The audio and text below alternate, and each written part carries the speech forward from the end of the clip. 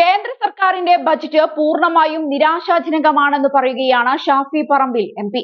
കേരളം നേരിട്ടത് കടുത്ത അവഗണനയാണെന്നും ബീഹാറിനും ആന്ധ്രാപ്രദേശിനും വേണ്ടി മാത്രമുള്ള ബജറ്റായി കേന്ദ്ര ബജറ്റിനെ ചുരുക്കിക്കെട്ടിയെന്നും അദ്ദേഹം പറഞ്ഞു. തിരഞ്ഞെടുപ്പ് കഴിഞ്ഞപ്പോൾ തന്നെ കേന്ദ്ര സർക്കാരിനെ ആശുപത്രിയിൽ പ്രവേശിപ്പിച്ചെന്ന് എല്ലാവരും പറഞ്ഞിരുന്നു. സീറ്റുകളുടെ എണ്ണം അത്രത്തോളമാണ് കുറഞ്ഞത്. എന്നാൽ ബജറ്റോടെയാണ് കേന്ദ്ര സർക്കാർ ആശുപത്രിയിലാണെന്നല്ല വെന്റിലേറ്ററിലാണെന്ന് വ്യക്തമായതെന്നും ഷാഫി പറമ്പിൽ പരിഹസിച്ചു.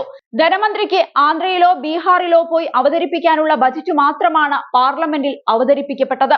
ആ സംസ്ഥാനങ്ങൾക്ക് വലിയ പരിഗണന നൽകിയതിനല്ല, എല്ലാവരെയും ഒരുപോലെ കാണാനോ അർഹമായ വിഹിതം നൽകാനോ തയ്യാറാകാത്ത കേന്ദ്ര സർക്കാർ നയമാണ് നമ്മൾ കഴിഞ്ഞ കുറച്ചു വർഷങ്ങളായി കണ്ടുകൊണ്ടിരിക്കുന്നത്.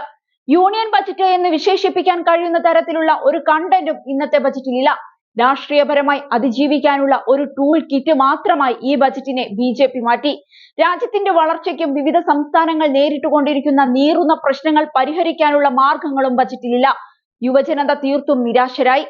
ആവശ്യമായ എല്ലാ കാര്യങ്ങളും മാറ്റിവെച്ച് ഒരു വർഷം കൂടി ഈ സർക്കാർ തുടരണം എന്നതിന്റെ അടിസ്ഥാനത്തിൽ മാത്രം തട്ടിക്കൂട്ടിയുണ്ടാക്കിയ ഒരു ബജറ്റാണിത്.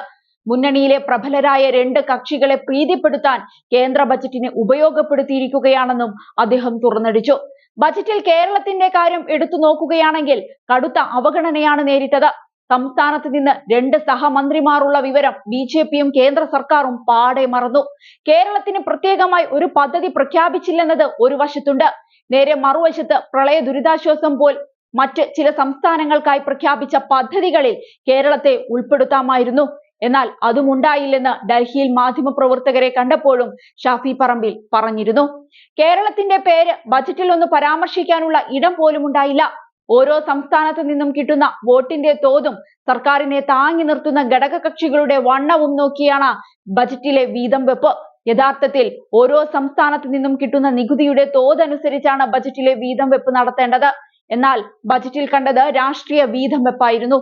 പ്രതിപക്ഷ പാർട്ടികൾ ബജറ്റിനെതിരെ വലിയ പ്രതിഷേധമുയർത്തി. അതേസമയം തന്നെ ഭരണപക്ഷത്തെ പല എംപിമാരും കടുത്ത നിരാശയിലായിരുന്നുവെന്ന് അവരുടെ മുഖഭാവം കണ്ടാൽ വ്യക്തമാണ്.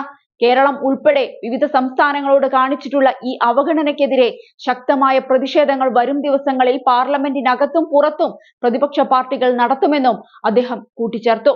അതേസമയം കേന്ദ്ര ബജറ്റിൽ പ്രതിപക്ഷ വിമർശനം രൂക്ഷമാകുന്നതിനിടെ പ്രധാനമന്ത്രി നരേന്ദ്രമോദിക്ക് മുന്നറിയിപ്പുമായിട്ടാണ് തമിഴ്നാട് മുഖ്യമന്ത്രി എം.കെ. സ്റ്റാലിന്റെ വരവ്.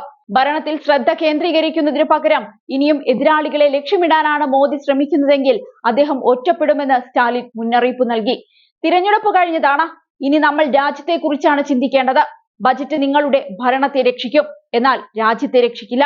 ശരിയായ ദിശയിൽ സർക്കാരിനെ നയിക്കൂ, ഇല്ലെങ്കിൽ നിങ്ങൾ ഒറ്റപ്പെട്ടു പോകുമെന്നാണ് സ്റ്റാലിൻ എക്സിൽ കുറിച്ചത്. തമിഴ്നാട്ടിലെ അടിസ്ഥാന വികസന പദ്ധതികൾക്കായി യാതൊരു പ്രഖ്യാപനവും വന്നിട്ടില്ല. ചെന്നൈ മെട്രോ റെയിലിന്റെ 2ാം ഘട്ടം, കോയമ്പത്തൂരിലെ വികസന പദ്ധതികൾ എന്നിവയിലൊന്നും പ്രഖ്യാപനം കേന്ദ്ര ബജറ്റിൽ ഇല്ലെന്ന് DMK കുറ്റപ്പെടുത്തി. ചെന്നൈയിലും ദക്ഷിണ മേഖലാ ജില്ലകളിലും പ്രളയം ബാധിച്ച ഇടങ്ങളെ പുനഃസ്ഥാപിക്കുന്നതിനുള്ള ഫണ്ടുകളൊന്നും തന്നെ അനുവദിച്ചിട്ടില്ല. സംസ്ഥാനം 37,000 കോടിയാണ് കേന്ദ്രത്തിനോട് ആവശ്യപ്പെട്ടത്.